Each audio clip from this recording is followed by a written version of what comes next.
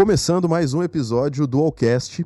Você que nos acompanha pelo YouTube com imagens ou pelo Spotify, hoje eu recebo uma pessoa muito especial. Ele tem uma experiência, uma bagagem, uma carreira, já foi CEO de empresas gigantes, conselheiro de nacionais e multinacionais. Ele é um dos fundadores do Banco Original, que você com certeza conhece, já ouviu falar. E seguindo o nosso compromisso de sempre trazer gente inspiradora, eu recebo aqui comigo hoje nos nossos estúdios o Flávio Dias. Flávio, muito obrigado pela sua presença e tenho certeza que o pessoal que está nos acompanhando vai aprender muito com você aqui hoje. Obrigado você, Cris, pelo convite. Estou muito feliz de estar aqui para a gente bater esse papo. Muito bom, muito bom.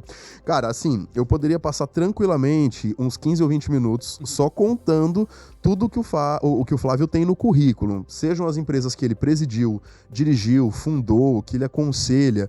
Então, eu queria começar te fazendo a seguinte pergunta. De onde vem tanta energia para fazer tanta coisa, Flávio? Eu acho que é de uma vontade de fazer a diferença, sabe? Eu acho que eu sempre tive essa vontade de construir coisas, de estar junto com pessoas, trabalhando, realizando coisas interessantes, coisas grandes, que depois a gente possa ter orgulho, né? E que possa, principalmente, que a gente possa ver que depois que gerou impacto nas pessoas. Então eu acho que isso é uma coisa que me move muito e até hoje acho que a fonte principal de energia minha eu sigo hoje, depois de tudo que eu já tive a oportunidade de fazer, de construir, de transformar, eu sigo hoje me alimentando disso, porque eu tenho certeza que ainda tem muita coisa para fazer. Você está com quantos anos de carreira? Você consegue lembrar assim o número exato? Eu estou com 25 anos de carreira, eu comecei lá no final da década de 90.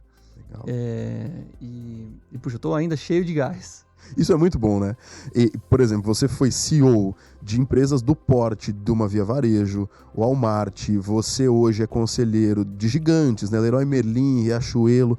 Então, eu acho que o primeiro ponto aqui é qual que é a diferença principal de uma atuação executiva, de um CEO, de um diretor, para uma atuação de conselheiro? Para quem não conhece, que está nos acompanhando, tem diferença na atuação? Tem uma diferença muito grande. O próprio nome já é uma boa indicação, né, do que se espera de cada um dos principais dos papéis, né? Quando você fala de um executivo, né, de um CEO, ele está ali para executar e tomar as decisões, mover o time na direção de mudar um negócio. E quando você entra mais no papel do conselho, o conselho, quando ele é um conselho deliberativo, um conselho de administração, né, ele também influencia e ele toma decisões ali, né? Tem uma questão de votação, mas ele nunca participa da execução, né? Então tem uma diferença muito grande e você, como CEO, você tem muito mais contexto, muito mais informações sobre o que está acontecendo dentro da empresa. Você está vivendo aquele dia a dia, você está junto com os times, né? E o conselheiro, ele já fica um pouco mais distante do negócio. Então, ele precisa muito, para fazer um bom trabalho, ele precisa muito da colaboração também dos executivos da empresa, né, que preparam os materiais para que esse conselheiro consiga absorver o mais profundamente possível o que está acontecendo. E são funções que se combinam muito bem, né? Porque ao mesmo tempo que o executivo tem todo esse contexto e está lá dentro, muitas vezes esse próprio contexto dificulta ele de ter uma visão de fora, né? Uma visão, outras perspectivas. E o conselheiro, ele entra justamente com essa parte, né? Ele traz uma bagagem de já ter... Normalmente, conselheiros são pessoas experientes, né? Que passaram por muitas coisas, tem um repertório muito grande. Ele complementa essa experiência interna que o CEO tem. O conselheiro traz isso de fora com uma perspectiva de tentar colocar perguntas ou colocar orientações ou descrever experiências pelas quais ele passou e que eventualmente ajudem o executivo e a empresa naquele momento que ela está passando a tomar uma melhor decisão, sabe? Ou a pensar sobre aquele desafio, sobre aquela oportunidade, sobre um ângulo diferente, né? Usando um pouco desse repertório. Então eu tenho eu costumo dizer, né, que eu já fiz de tudo um pouco nessa vida, né? Qual que é a sua formação? Eu sou engenheiro. Engenheiro de formação. Eu sou engenheiro de formação. Eu nunca exerci a engenharia em si. Logo de início, a minha primeira oportunidade profissional já foi indo para uma área mais de business, né? Uma área ali de comercial e marketing, mas eu costumo dizer que o repertório que hoje eu acumulei, ele vem de experiências de executivo em empresas multinacionais, em empresa familiar, já fui empreendedor, já fui investidor de fundo americano, sou investidor anjo com meus próprios recursos aqui, conselheiros de empresas de diferentes segmentos, né? Então, eu já vi de tudo um pouco, né? Já vi negócios serem criados, negócios serem destruídos, já tive muitos acertos e muitos erros. Já acompanhei muitas situações diferentes nesses 25 anos. E essa experiência toda, obviamente, vai me habilitando para poder sempre ter alguma coisa para agregar em uma situação que aconteça em qualquer cenário, né? Então, acho muito, muito interessante isso, e eu sou privilegiado, porque eu hoje tenho essa condição de estar cercado de gente muito capaz, de gente muito inteligente, gente que me complementa, que me ensina, né? E uma das coisas que eu mais gosto desse momento de carreira que eu estou vivendo hoje é justamente isso, né? Eu super curti também o momento que eu era executivo e que eu estava focado em construir alguma coisa, liderar times. Eu sempre adorei estar próximo de pessoas, de ver as coisas acontecerem, né? E comemorar os resultados, passar pelas dificuldades, superar os desafios. É sempre muito gostoso ali quando você está naquele dia a dia. Mas acho que nesse momento de carreira, o que eu estou apreciando muito é que eu tenho a oportunidade de vivenciar diferentes realidades, né, em conselhos e em startups que estão, enfim, atuando em diferentes segmentos, estão em diferentes momentos, mas é algo que me força o tempo inteiro a ficar atualizado. Eu aprendo muito, né? Além de eu ter eu não tenho rotina, né? Então eu acabo tendo uma flexibilidade na minha agenda, mas o mais legal é que eu consigo sentir que eu estou fazendo a diferença em negócios distintos, e eu estou aprendendo muito, estou conhecendo muita gente bacana. Então eu acho que, resumindo, né, você tem voltando para a tua pergunta, né? Você tem uma combinação muito positiva entre a função do CEO e do conselheiro. É muito importante que eles entendam que cada um tem um papel, e é muito importante que eles se deem a importância dentro desse papel, né? Até porque eles se relacionam diretamente. Exato, né? E assim, uma função não funciona bem sem a outra. Exato. Né? Então, eu infelizmente já vi muitos executivos que encaram o conselho como algo, putz, que saco, sabe? Burocrático. Já vem esses caras me cobrarem, assim, me cobrar, né? ou dizer o que me pressionar, ou caras que não entendem do meu negócio vêm falar qualquer coisa assim. E essa é uma postura que não funciona para ninguém, né? O conselho, e obviamente, acontece esse tipo de situação, mas acontece em muitas outras situações, e eu sou testemunha de executivos que veem no conselho uma força adicional para ele fazer um trabalho melhor, para ele conseguir tomar melhores as decisões, para ele ter gente para se apoiar, né? Porque o CEO, eu fui CEO de grandes empresas, e o papel do CEO, é meio clichê falar isso, mas de fato quem viveu sabe, é um papel de muita solidão, né? É um papel, cruel em alguns aspectos, né? Obviamente tem todo um status em volta dele, mas é um papel que não é muitas vezes não é fácil. E o conselho pode sim e deve sim ser um apoiador desse papel, né? Então de novo, né? São funções diferentes, mas são funções muito complementares, e se bem executadas e se bem entendido esse papel complementar, elas podem funcionar muito bem juntas. Você comentou, né, sobre a solidão do CEO, e eu acho que tem um fator também interessante que é, em geral não, né? Em via de regra, você é CEO de uma empresa.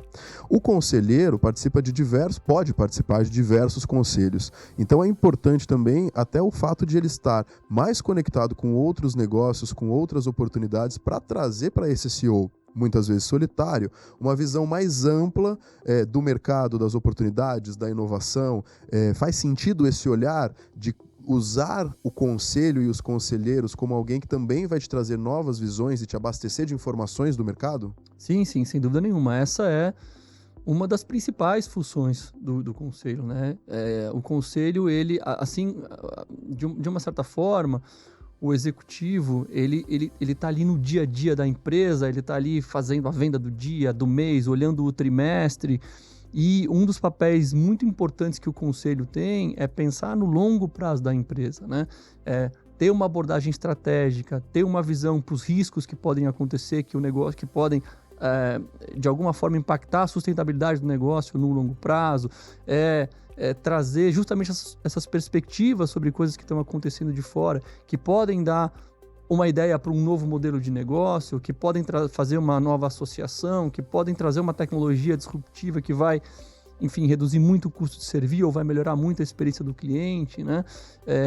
Muitas dessas vivências, claro que o executivo também está pensando nisso, mas essa colaboração entre o conselheiro que está frequentando vários ambientes, né? E no meu caso, eu tenho ainda um diferencial com relação a isso, porque eu vivo no ambiente das startups, eu respiro inovação o tempo inteiro, eu sou mentor da Endeavor, então eu estou vendo tudo que tá surgindo ali de tecnologia. Eu sou investidor anjo, tenho mais de 30 empresas que eu já investi. Eu converso com empreendedores todos os dias, né? E o que isso me permite, né?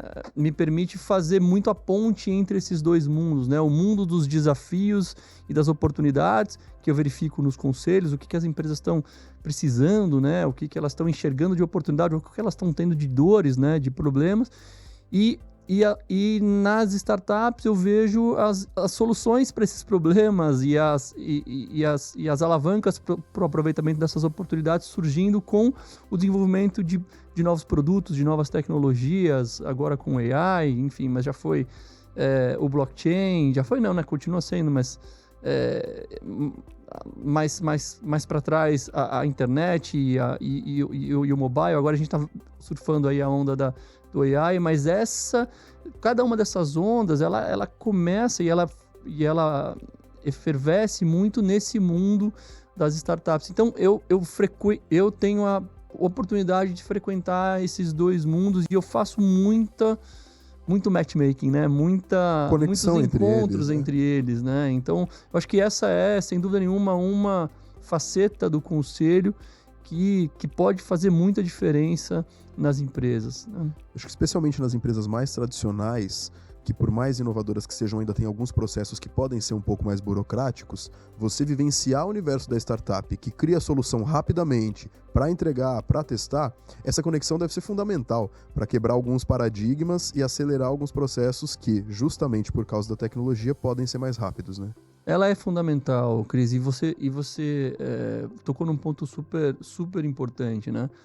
Porque todas essas empresas, hoje, elas sim precisam ter contato com as startups para entender como que essas tecnologias podem ajudá-las nos seus desafios, mas isso de nada vai adiantar se ela não olhar para si e entender que ela também precisa se transformar, né? Então, muito se falou em transformação digital, mas poucos efetivamente compreendem a dimensão do que é uma transformação digital, né? A gente vive hoje uma época em que, de uns tempos para cá, os nossos clientes pensam de uma forma diferente, pesquisam de uma forma diferente, compram de uma forma diferente, pagam, reclamam de uma forma diferente. Os nossos fornecedores são diferentes do que eram antes. Os nossos competidores são diferentes do que eles eram antes, né? Hoje a gente compete com gente do mundo inteiro. Toda hora está nascendo um competidor diferente, né? Ou seja, existe ao redor do nosso negócio muita mudança acontecendo em velocidades cada vez maior. Quer dizer, é muito lógico pensar que num universo tão dinâmico assim, não faz sentido a nossa empresa continuar operando como ela sempre operou. Então a gente precisa entender que o que trouxe a gente até aqui, né, não vai ser o que vai levar a gente para frente. Uma das principais capacidades que você precisa ter na tua empresa para impulsionar essa nova maneira de atuar é a capacidade de adaptabilidade, né? E isso está conectado com a questão que a gente vinha falando até agora, né? De você conseguir olhar para fora, conseguir entender o que está acontecendo e aí depois olhando para dentro, como que você vai criar uma organização que consegue responder a essas mudanças, né? E obviamente o papel do CEO e o papel do conselho é fundamental nesse processo de transformação. Sem uma determinação, uma orientação e um apoio incondicional dessas duas esferas, nenhuma empresa faz transformação digital. Eu costumo dizer que esse é o primeiro passo para você colocar a sua empresa no rumo certo, é você ter a consciência dentro do teu conselho, dentro da tua alta administração, de que você precisa passar por essa mudança. E depois tem uma série de coisas, né, para você fazer. Mas isso é um ótimo ponto que você trouxe. Não, e superar o desafio, né? E aí, para superar esse e outros desafios, eu tenho uma reflexão que é a seguinte: ser CEO, ser presidente, ser um alto executivo de qualquer empresa, pequena e média, já é desafiador. Agora, estar nessa cadeira, seja como CEO ou como conselheiro, atuar em alto nível, em companhias do tamanho, do porte das quais você atuou, a minha pergunta é, nesses 25 anos, você consegue eleger o momento mais desafiador da sua carreira?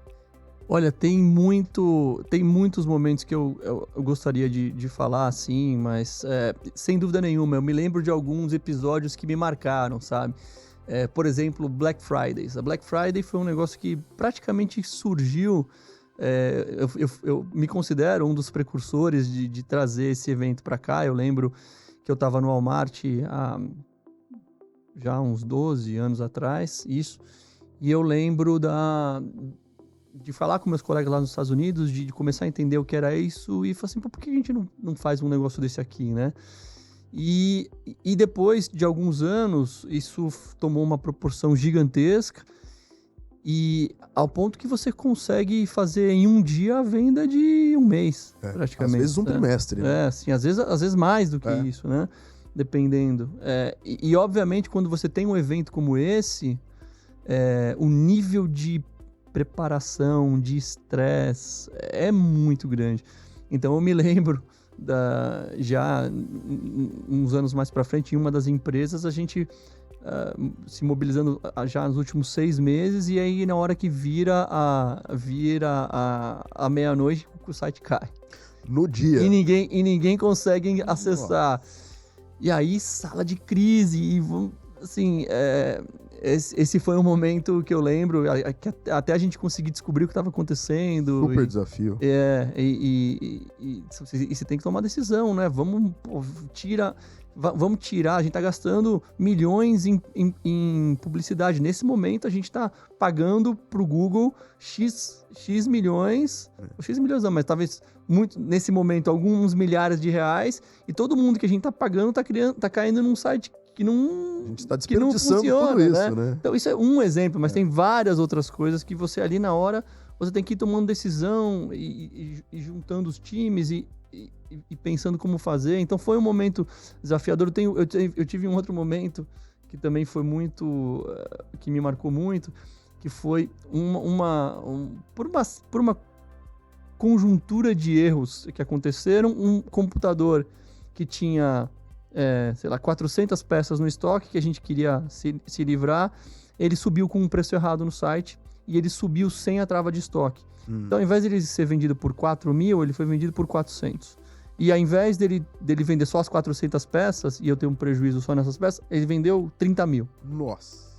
Nessa ordem de grandeza. E aí foi muito, muito difícil lidar com essa situação depois. Toda a conversa com os consumidores que compraram. Tinha consumidor que comprou 100 computadores no boleto e aí não queria aceitar a devolução do dinheiro. Teve Celso Russomano indo batendo na nossa porta. Da crise. Sim, foi um negócio que tomou uma proporção e eu lembro também que cada uma das decisões que a gente teve que tomar em função disso, puxa, vamos atender, não vamos atender, quem vamos atender? Sim. Enfim, como que a gente lida com o Procon, como que a gente lida com a imprensa, como que a gente se... Então, esse tipo de... obviamente, foi uma crise pontual, eu tô falando de um negócio... Obviamente, tem outras situações muito mais cabeludas que a gente passou aqui de eventuais M&As, já teve M&A que a gente tinha feito uma proposta e tinha sido aceita, e aí depois o concorrente... cobriu e o cara que tinha assinado comigo vendeu pro concorrente. Assim, já teve várias situações super... Dá pra escrever alguns livros. Exatamente. Dá pra fazer bastante... Mas assim, são todas situações que você aprende muito, sabe, Cris? E você cresce ali. E eu acho que o importante é você estar cercado de pessoas... capacitadas, bem intencionadas, que tem um espírito de equipe e você supera qualquer desafio, né? E assim, eu acho que isso faz a gente, de fato, crescer muito. E essas experiências hoje são típicas experiências que me ajudam no que eu faço, né? Ela se torna satisfatória, se torna uma experiência, um case. Você citou a Black Friday e eu correlaciono muito a Black Friday hoje ao que o João Dória, pai, né? Quando ele criou o Dia dos Namorados, instituiu-se uma data para o comércio que hoje não se imagina um Brasil sem. Não dá para imaginar um novembro sem Black Friday. Então, eu acho que tem um poder que isso é um case que, com certeza, entre os muitos outros, né? E agora minha pergunta é, falamos do desafio. Se você pudesse eleger um momento dos mais satisfatórios, qual seria? Puxa... Graças a Deus eu tenho muitos, assim, e eu gosto de trazer um momento que tocou meu coração, né? Assim, que foi eu lembro que ao mesmo tempo foi um dia triste, mas foi um dia que eu senti uma sensação de realização muito grande, que foi o dia que eu fui me despedir das pessoas do Walmart.com. Foi o dia que eu decidi aceitar a proposta de ir pro banco original, para construir lá o banco original. E eu fui me despedir das pessoas. E eu fui passando em todas as mesas, em todos os andares. E as pessoas... Teve muita gente que chorou. Teve muita gente que me entregou presente, teve muita gente que olhava no meu olho e falava assim, pô, Flávio, obrigado por você ter mudado a minha vida. Que legal. Eu me enchi de uma gratidão naquele dia, sabe? Que eu falei, Xota, eu não tinha ideia, poxa, de quanto impacto eu ajudei a causar na vida dessas pessoas. Claro que o mérito é todo delas, né? Elas conseguiram chegar até ali, muitas delas vindo de posições mais humildes e conseguiram galgar os seus espaços por seus méritos próprios, por suas competências. Mas, poxa, eu senti um senso de realização, de gratidão ali, que foi dos dias que mais me encheu de orgulho, assim, sabe? Que eu me lembro com muito carinho até hoje. E se eu penso em outros momentos de sucesso, eles estão sempre relacionados à constatação do impacto que eu gerei na vida de outras pessoas, sabe? Sempre humano, né? Não é material, é o que mais mexeu comigo, sabe? Então eu lembro desse dia, eu lembro do dia que um dos caras que entrou no chão do meu CD, vendeu a empresa dele depois de vários anos, né? Depois de ter promovido várias vezes dentro da nossa empresa, que ele vendeu a empresa dele para uma startup que eu indiquei e assim... Eu vi esse cara entrando como um analista de logística, assim, com pouco estudo, de uma família super humilde, e anos depois ele hoje está na terceira startup dele, eu sou investidor dele, eu falei, com quantas startups você abrir, eu vou investir na sua startup, assim, histórias como essa são coisas que mexem comigo, sabe? E acho que isso vale mais do que qualquer coisa. Eu tenho certeza. As conquistas e as relações humanas, o imensurável, o intangível, é muito mais significativo do que aquilo que a gente pega, né? E ainda nesse sentido, com tudo isso que você faz, o que faz o Flávio sorrir na vida pessoal? O que o Flávio faz para se distrair no final de semana com a família? O que te faz feliz, além do trabalho que nitidamente te faz feliz? Sim, mas eu adoro passar tempo com a minha mulher, sou apaixonado por ela, eu adoro estar com meus filhos, eu adoro praticar esporte. Eu não abro mão do meu poker de segunda-feira com os amigos, que é algo que eu já faço há muitos anos e é uma super diversão. Eu adoro abraçar meus pais, graças a Deus meus pais são vivos ainda. Assistir a um bom filme, às vezes ficar sem fazer nada no fim de semana de preguiça e claro, viajar, né? Viajar muito, viajar com a minha mulher, viajar com os meus filhos, conhecer vários lugares do mundo. Mas é isso, não é uma vida simples, assim, mas que são coisas que me fazem muito bem. E hoje, graças a Deus, eu tenho conseguido fazer muito mais isso, né? Que você pode imaginar, num ritmo que eu vinha trabalhando até sei lá, uns 7, 8 anos atrás.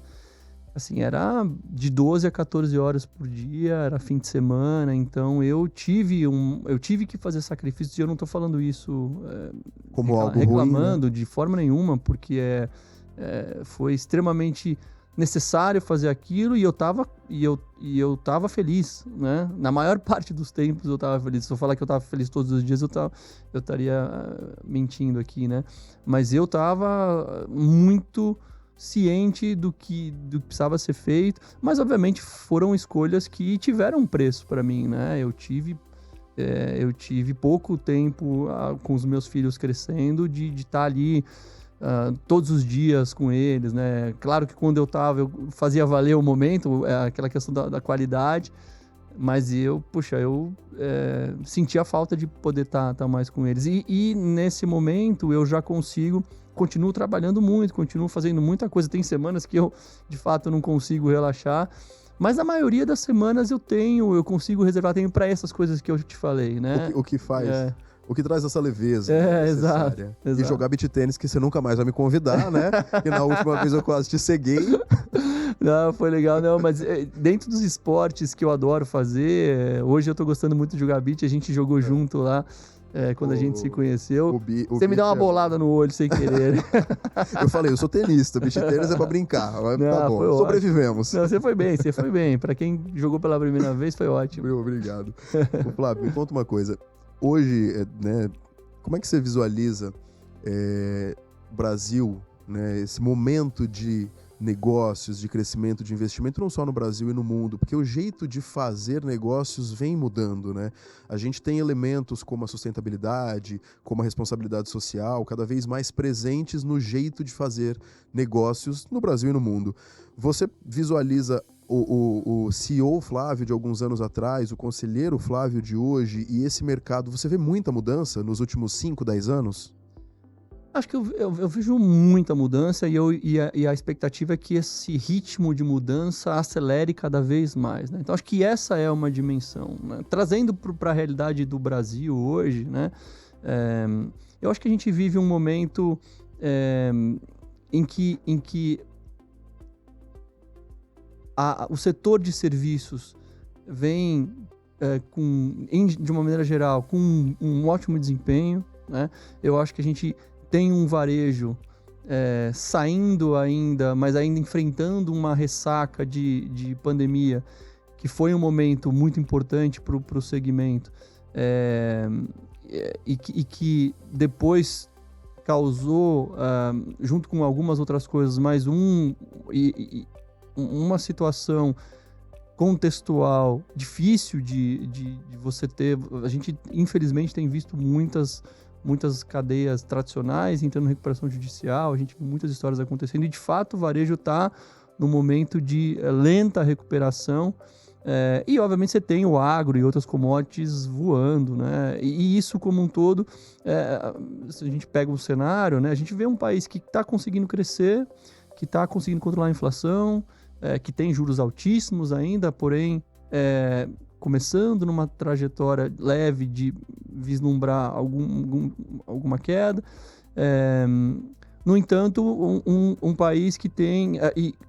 Outro fator positivo, com o desemprego sob controle, né? Eu lembro como a alta do desemprego tinha uma correlação com a baixa de vendas. Na época eu estava no Grupo Casas Bahia, era nítido, né? Obviamente era uma empresa voltada mais para essa classe, para classes populares, e quando o desemprego aumentava, a gente imediatamente sentia. E hoje a gente está num dos melhores níveis que a gente já teve aqui nesse país de desemprego, né? Porém a gente ainda enfrenta um cenário de endividamento grande, de endividamento das famílias, né? A gente vê comportamento da inadimplência em números preocupantes. Então, acho que tem um cenário que, de uma certa forma, favorece alguns segmentos. Eu sou um otimista, eu acho que o Brasil vai seguir crescendo, eu acho que o varejo vai se recuperar, né? Mas não é um cenário que exige muita resiliência, exige muito mindset de eficiência, de atender bem o cliente, mas ao mesmo tempo cuidar muito das despesas. E a gente viu esse cenário de olhar para o caixa, de olhar para a rentabilidade deles se espalhando para todos os lados, né? Acabou nas startups, acabou aquela festa, nas próprias... Então existe, acho que um mindset de eficiência, né?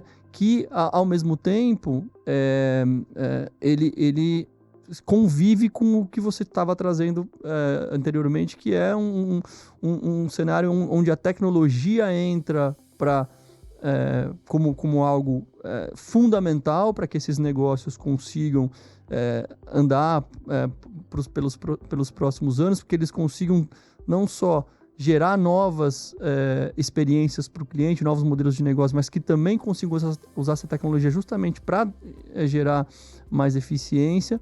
E tudo isso dentro de um contexto onde está acontecendo muita coisa no clima, está acontecendo muita coisa, enfim, em aspectos sociais. A gente está vivenciando uma série de guerras, então tem também uma geração que está começando a ganhar poder econômico e que tem uma preocupação diferente das gerações anteriores e que tem uma decisão de consumo diferente das gerações anteriores, e isso precisa ser absorvido também pelas empresas. Então imagina, esse é um caldeirão de desafios que os CEOs e os conselhos estão enfrentando hoje, numa mistura dessas, né? Então, de fato, isso só me sinaliza a importância de você ter executivos muito bem preparados, de você ter um conselho muito bom, de você ter uma relação entre os executivos e o conselho muito funcional, justamente porque o cenário hoje é um cenário muito mais complexo do que era anos atrás, né? Existem muito mais variáveis, a velocidade das coisas acontecem de uma maneira muito maior, qualquer coisinha que se faça hoje toma uma proporção gigantesca nas redes sociais, então tudo pode ser exponencializado tanto para um lado negativo, mas também pode ser exponencializado para um lado positivo, né? Também você consegue, através de acertos, trazer inovações que podem fazer com que a sua empresa dobre, triplique, quintuplique de tamanho em pouco tempo, né? Então, eu acho que é um ambiente muito... Eu acho que nós todos somos privilegiados de estar vivendo as nossas fases profissionais no momento em que tanta mudança assim acontece, né? Eu, pelo menos, como sou um profissional inquieto, inconformado, que gosto de ir atrás de coisas novas, nunca quero ficar no mesmo lugar, eu adoro, eu sou grato por poder ter tido a oportunidade de ser executivo durante esses momentos e de agora ser conselheiro e investidor, advisor de startups que estão fazendo essa realidade maluca que a gente está vivendo virar geração de valor e virar negócios super interessantes. Então eu vou ter que aproveitar o papel do conselheiro que está aqui na minha frente e te pedir, se você pudesse dar um conselho Para as novas gerações, você citou um pouco sobre as novas gerações, esses novos valores, né, que essa nova geração busca. O Flávio de 2024, com toda essa trajetória, se ele olhasse para um Flávio jovem, um jovem de hoje em dia, qual o principal conselho que você daria para os futuros executivos, empreendedores, startupeiros? Eu acho que assim, eu falaria para mim, eu reforçaria algo que sempre me motivou. Busque fazer a diferença. Vá construir, pense grande, vá construir, e sempre nessas construções, nessa tua missão, se cerque de pessoas melhores que você, né? E de verdade, de uma forma muito autêntica, se importe com o desenvolvimento dessas pessoas. Tenha certeza de que o que você está fazendo vai torná-las pessoas melhores também, né? Então, eu acho que para mim, como eu destaquei para você, o momento que mais me fez se sentir realizado está relacionado com isso. Eu acho que eu reforçaria muito mais esse ponto, sabe? Faça a diferença na vida das pessoas que estão ao redor de você, né? Tenha certeza do que você está fazendo vai deixar uma marca nessas pessoas, e se você faz isso com paixão, com verdade, com presença, eu acho que não tem muito como dar errado, né? Então acho que essa seria a mensagem que eu deixaria. Flávio, muito, muito, muito obrigado por toda a sua história que você dividiu conosco, pela mensagem final, pelo conselho, pela experiência que você compartilhou, por ter a generosidade de, mesmo com a agenda que você tem, apesar da flexibilidade, topar estar aqui conosco. Fico muito feliz. Queria te agradecer pela presença. Tenho certeza que, assim como para mim, foi muito especial. Todo mundo que nos acompanha deve ter adorado. Obrigado mesmo pela sua presença. Foi um prazer estar aqui com você, foi um ótimo papo, e espero poder continuar contribuindo aí para esse pessoal que está chegando, para fazer muita coisa boa. E, bom, um abraço aí a todos. Muito obrigado. Valeu. Obrigado, Flávio. A gente encontra o Flávio Dias no LinkedIn, né? Vou deixar o LinkedIn do Flávio aqui para nós. Agradeço também você que nos acompanhou por mais um episódio. O Allcast é um oferecimento da Angel Lyra, uma empresa de tecnologia para logística, gerenciamento de riscos, para a jornada dos motoristas e para muitas outras áreas que estão relacionadas de alguma forma ao transporte no Brasil e no mundo. Então, quero te agradecer mais uma vez. Você pode encontrar mais informações sobre o Allcast e a Angel Lyra neste QR Code que eu deixo na tela. Quem está conosco pelo Spotify que não vê o QR Code, é só acessar angellyra.com. Também está aqui na descrição do nosso áudio. Tem muito Allcast ainda nessa temporada. Te espero nas próximas edições. Um abraço.